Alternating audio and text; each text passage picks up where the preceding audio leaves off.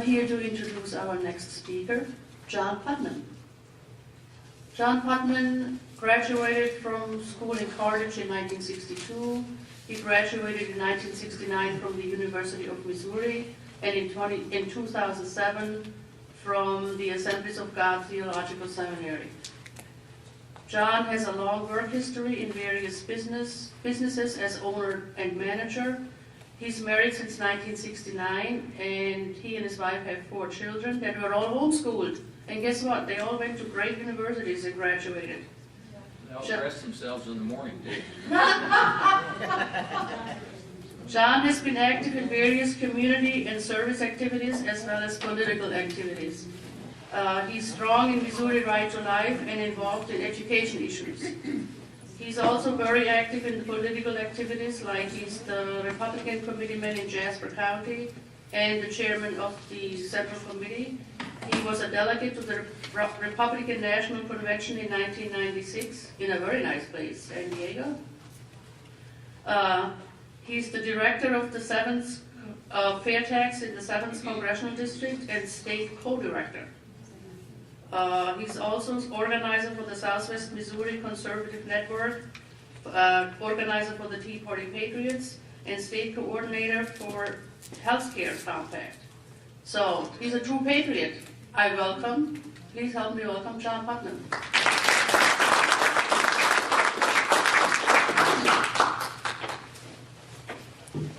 Thank you, Nita. We could have saved some time if we left a lot of that out, but and I should correct, I'm no longer the state director for the fair tax. I think that that honor belongs to Bill Phelps, former lieutenant governor, and Bev Martin, who's here as a grassroots director for the fair tax. So if you want to know more about that project, we'll sure be happy to talk to you about it. Thank you, ladies, for doing this.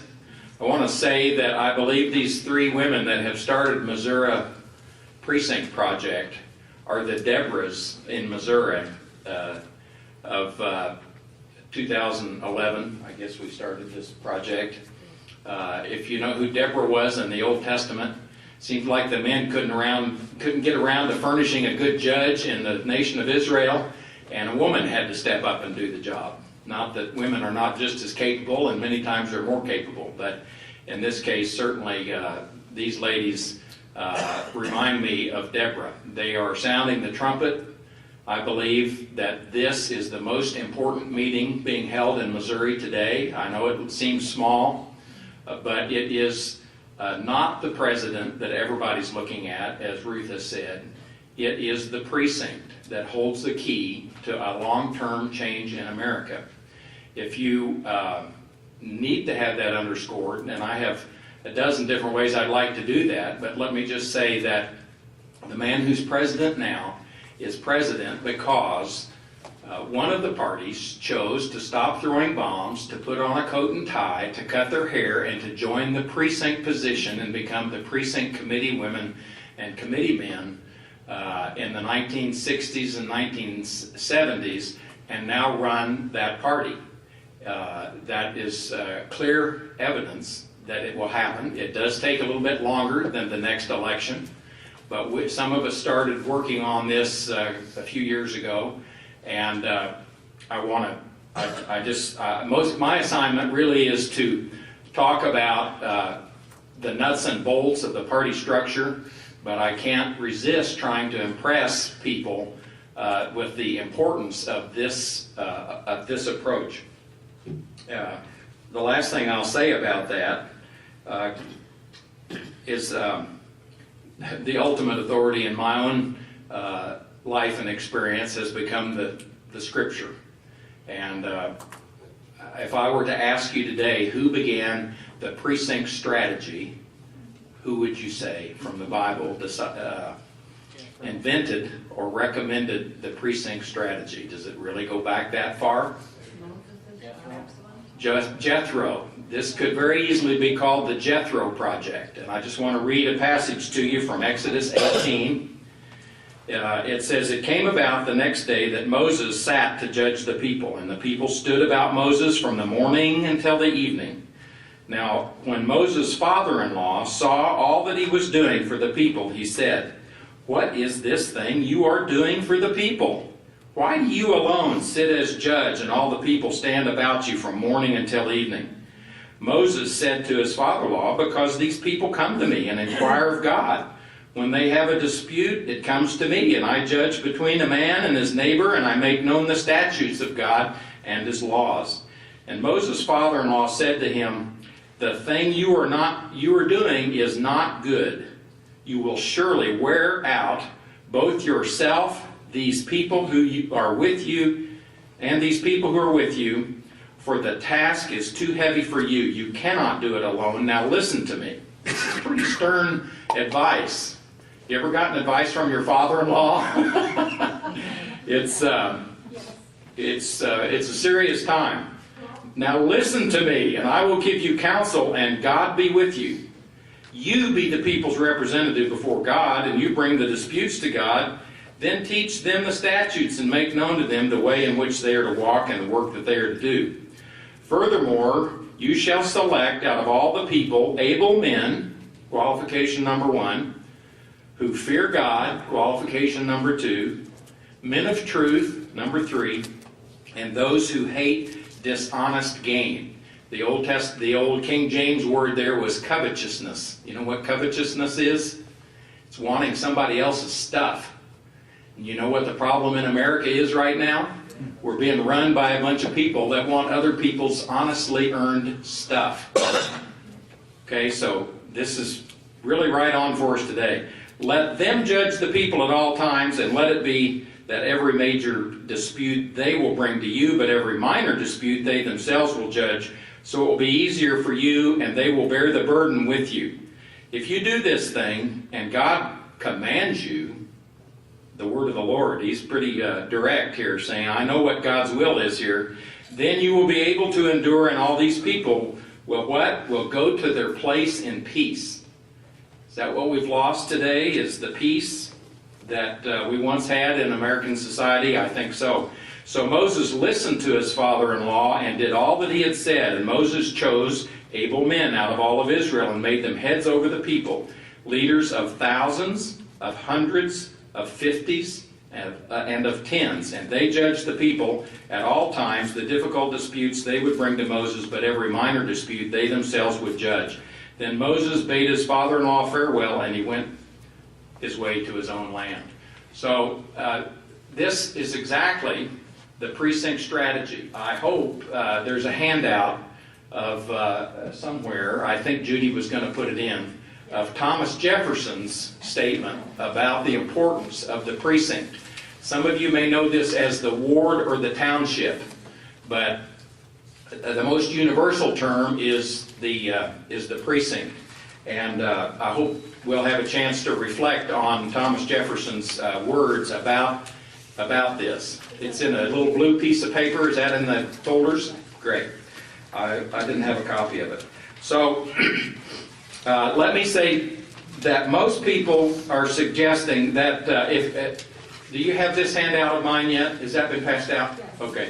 I'd love to show Dr. Utopia's cartoon from 1938, but we don't have time for that. Some would suggest that we should throw all the incumbents out of office and vote for a third party that is uncorrupted by years of power. That would be a great idea, but it just won't work, folks.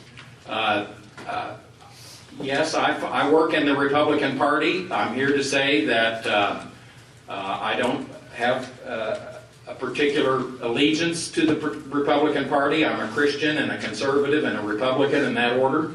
I do think the Republican Party offers an easier structure or an easier avenue for us to regain control.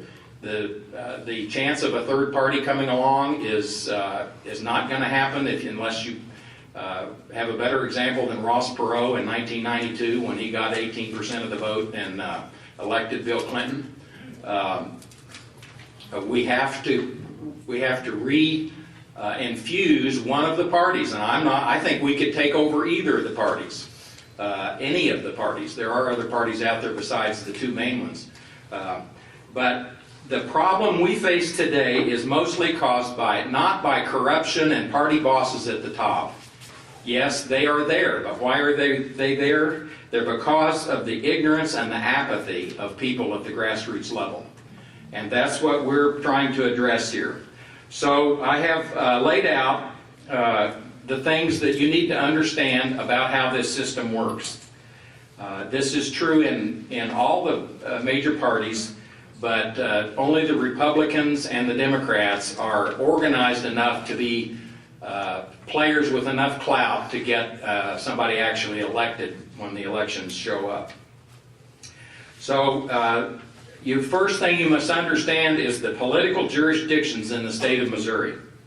There are 3,425 precincts in Missouri. Those are what we're targeting because the precinct leaders organize 114 counties. The 114 county leaders effectively organize 163 legislative districts and 34 senatorial districts, which in turn, the people who do well at those jobs usually ascend to leadership and become the congressional leaders and ultimately the state senators. So you can see the same strategy that Moses outlined boils down to 3,425 precincts in Missouri. Now, I agree with Ruth also that, well, let me put it this way. Half of those precincts are not filled. Okay, so we're down to what, 1,700 approximately precincts that have positions in them. So we only need half of 1,700 if you just cut this to a majority election deal, a majority plus one. We need about 800 to 900 people in the state of Missouri, and we can take over either party, all parties, and become the influencers that Ruth so ably described. And this is surely doable. Unfortunately, we can't all be in the same area, and we have to find a lot of these positions in rural precincts that are unfilled, but it's not hard if you know what to do. The second thing you need to understand is how the parties are organized. And if you'll look on the back of the second page, my wife, who is visual rather than auditory, has helped me by drawing a pyramid of how the parties are organized. It's quite confusing. I became a committee man in 1984. It probably took me 10 years to figure out how the party works, because the party leadership holds this information very close to their vest, not necessarily because they are corrupt and ugly, mean people. It's just a whole lot easier if you don't have to call everybody in the county. If you can make a couple of phone calls and tell people who are apathetic or raising their kids and taking them to t-ball games and busy making a living, and you can just tell them this is what we want you to do, they'll all show up and do it. That's what we've done for 40 years in my lifetime, adult lifetime, and because of that, they just go on doing what they're doing, and in most cases, they would love to have the help.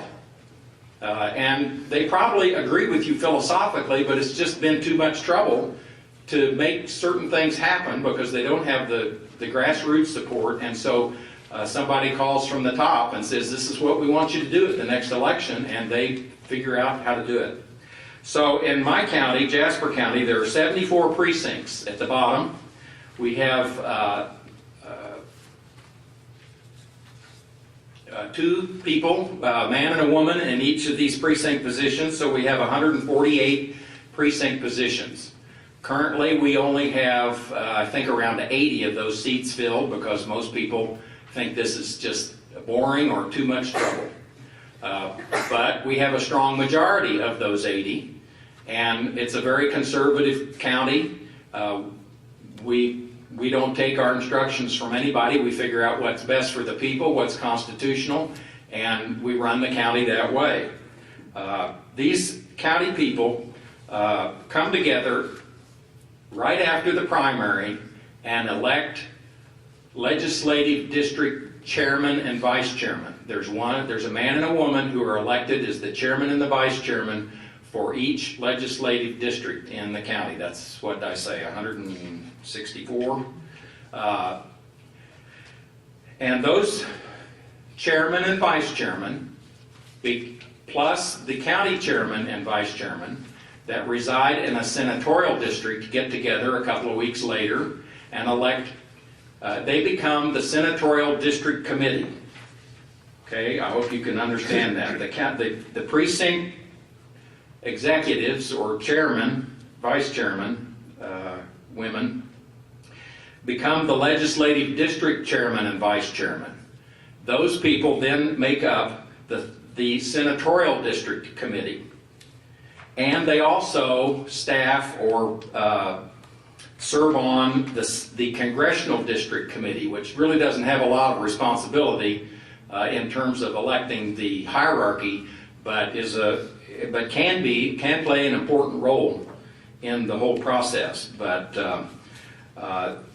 the key positions that you should be aware of are the precinct positions, the legislative district chairman and vice chairman, who become the senatorial district chairman and vice chairman. Who become the senatorial district committee members. Those committee members, in my 32nd senatorial district, there are 18 of us, and we choose 2 people, a man and a woman, to sit on the state committee. So each senatorial district, there are 64 senatorial districts, there is a man and a woman that sits on the state committee. So what does that make? 128 committee people plus the national committee man, the national committee woman, and the state chairman. So there's a total of 71, if I'm doing the math right, people who decide the policy for either party, the Republicans and Democrats, in Missouri. These overlap. It's all established by state statute. And there's one error in the top. The national committee has 150 people. It says 100. At the state presidential convention every 4 years, the national committee man and the national committee woman to represent the state party at the national level is elected. That's 100 seats. And then the state chairman of each state is also on that committee. So the national committee is made up of 150 very influential people from each state. All too often, these people are elected based on 2 things: how much money they've given to the party and how willing they are to do what they're instructed to do. But if we control the grassroots seats, if we control the counties, then we can control who those people are that sit on the state committee, and we can control who sits on the national committee, and we can be the influencers, as Ruth has said. Where am I on time? 5?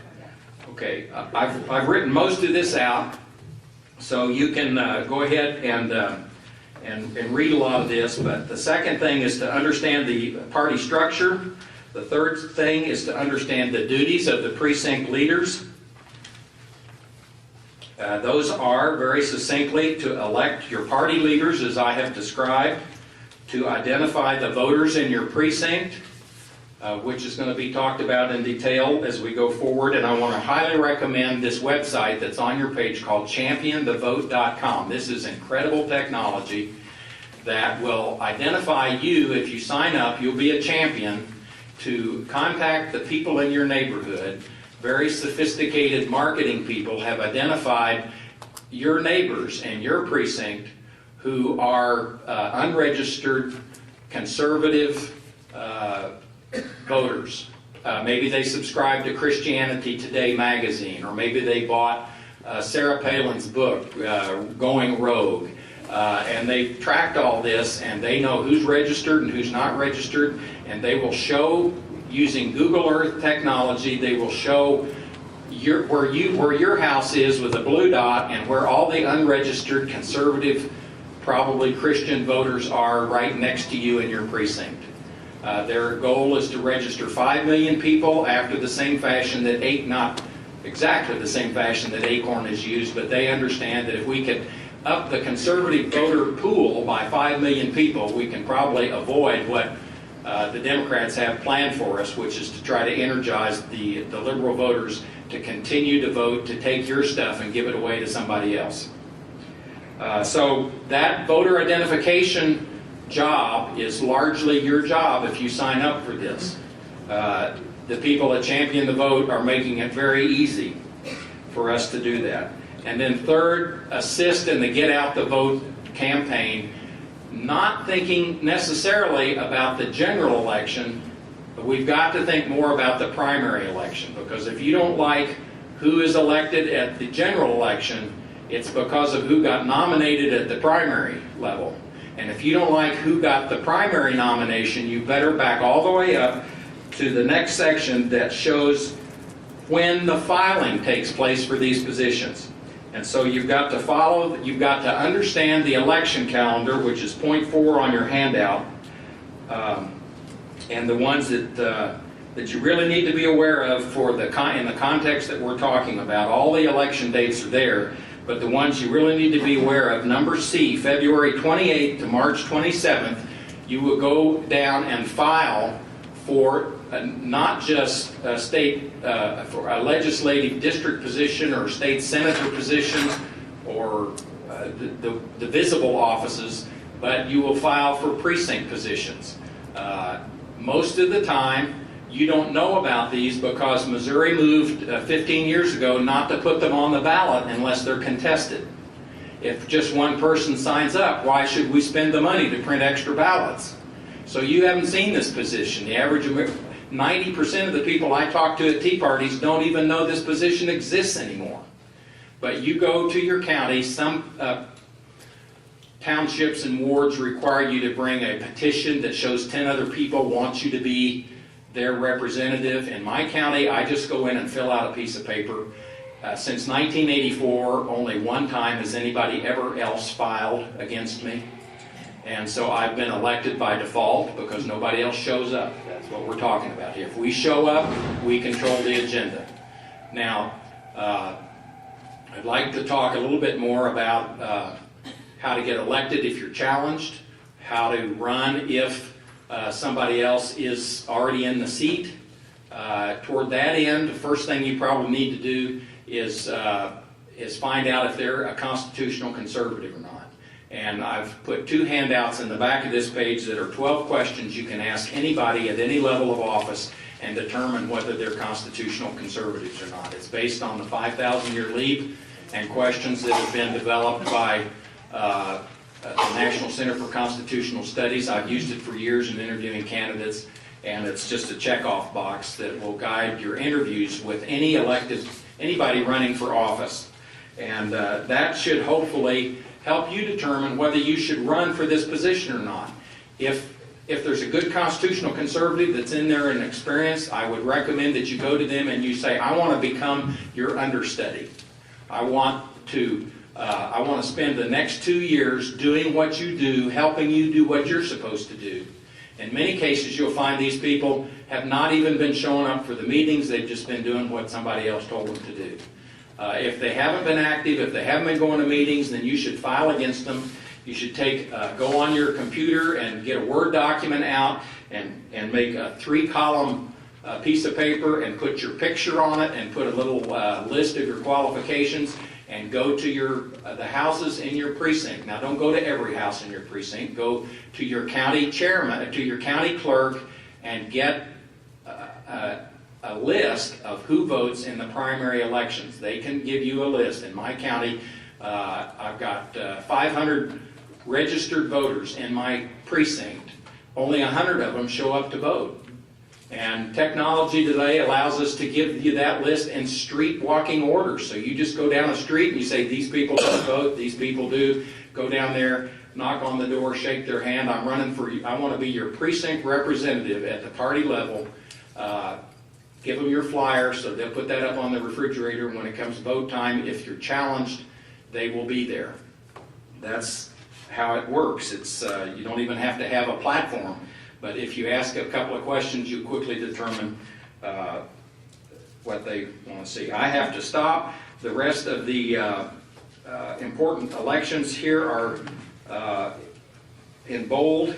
The things you need to understand after you get elected to precinct committee position is that on August 7th is the primary. August 21st, the county committees in Missouri will reorganize and elect county officials.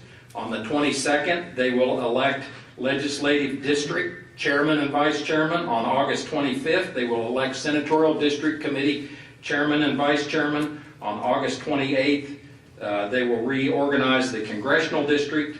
On November 22nd, the state committeemen and committeewomen will be elected for each of these senatorial districts.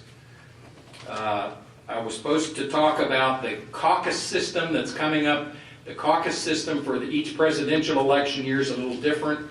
Maybe we can get into that a little bit. A big thing happened 2 days ago when the state party decided not to bind delegates to the national convention by the state presidential preference primary. These delegates are going to be chosen and bound to whoever they say they want to vote.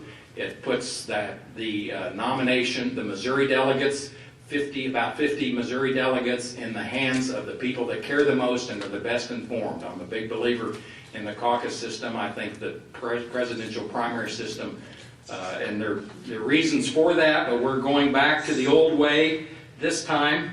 Praise And, God. That's to our advantage. You'll just have to read the rest of this. I'm over time, but I'll be here to answer questions all day. Thank you.